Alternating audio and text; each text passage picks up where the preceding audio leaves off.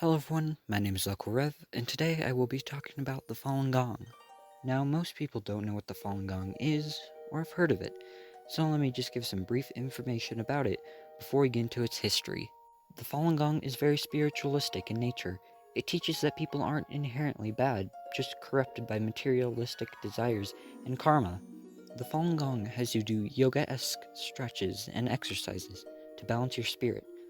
Falun Gong members are also encouraged to become vegan. They are also strongly against gay marriage and race mixing.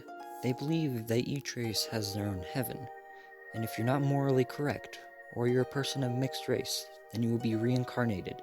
So in short, the Falun Gong is very based on Buddhism, Confucianism, and other Southeastern Asian religions. But this religion isn't old by any means. Li Hongqi created the religion in 1992, but its roots go back to the 1950s. The religion quickly took off in China with middle-aged and elderly women, and it was admitted as a branch of Guizhong by the China Guizhong Scientific Society, or CQRS. The Falun Gong had quickly, however, differentiated itself from the other Guizhong groups because of its emphasis on morality, low cost, and health benefits.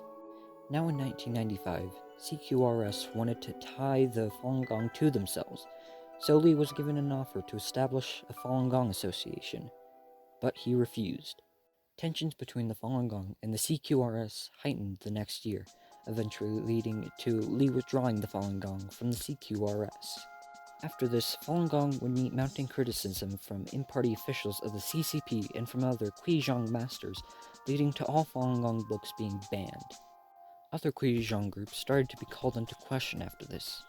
Many outspoken critics started to appear on state-run TV, and in 1997, the Ministry of Public Security in China launched an investigation as to whether the Falun Gong should be considered heretical teaching. And in 1998, the investigation concluded that Falun Gong was heretical teachings. Also, many of Falun Gong's leaders had their communications tapped by CCP officials. But Li wasn't in China for most of it. He was in the US in 1995 and became a US citizen in 1998. As tensions arose between the Falun Gong and the CCP, many protests started to occur and many started to become bloody.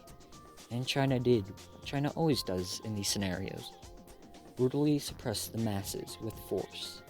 And in 1999, Falun Gong was officially banned in China by the CCP. Some more protests happened, and those were brutally suppressed, and the protesters were tortured to death and had their organs sold. The same fate was had for the practitioners and officials still within China. After this, other Guizhong groups were banned, and their practitioners were also brought into work camps and re-education camps. The other officials that could fled to New York with Li. Back home, China was using propaganda efforts to make the Falun Gong look like a cult. Now outside of China, the Falun Gong continued to spread between mostly female Chinese immigrants, and the CCP continued to denounce the Falun Gong as a cult. Nowadays, the Falun Gong is basically doing the same thing, except they're also using propaganda to make themselves seen as the good guys. Their news outlet, the Epoch Times, has been shown to promote conspiracy theories and far-right politics, especially back in 2016 during the United States presidential election. A quote by a former Epoch Times editor: "Apparently the group's leaders believe that Trump was sent by the heavens to destroy the Communist Party of China." They also have a large performing arts group called Shenyun. Shenyun has a history of promoting negative views on evolution, atheism, and homosexuality in their shows. Their shows consist of classical Chinese dance, music, stories. Now, a moment ago, I mentioned that Falun Gong was using propaganda. Yeah, both the Epoch Times and Shenyun fall under that category. In 2006, Falun Gong practitioners accused China of harvesting Falun Gong practitioners' organs to supply their organ industry. They said that 65,000 Falun Gong were killed between 2000 to 2006. China, of course, denied these accusations, but the accusations might have been wrong to begin with.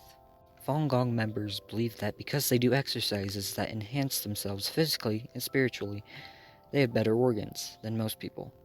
So the CCP capitalizes on it, and so harvests Falun Gong organs.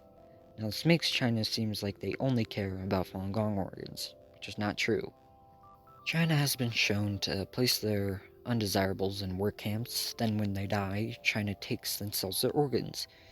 This is not exclusive to Falun Gong members. Other undesirables in China's eyes are political enemies, races other than Han Chinese, and other religion practitioners, such as Muslims. Now, when Falun Gong practitioners gave their number, they said they estimated it, so it's not known whether they over or underestimated, and by how much. So in conclusion, Falun Gong is a very spiritual religion that was kicked out of China, and ever since picked up the far-right ideas, conspiracy theories, and anti-CCP stance. Hey, thank you for watching. This is like one of my first videos I've actually put more than a month of effort into. So if you want to see more things like this, hit that subscribe button. If you dislike the video, press the dislike button.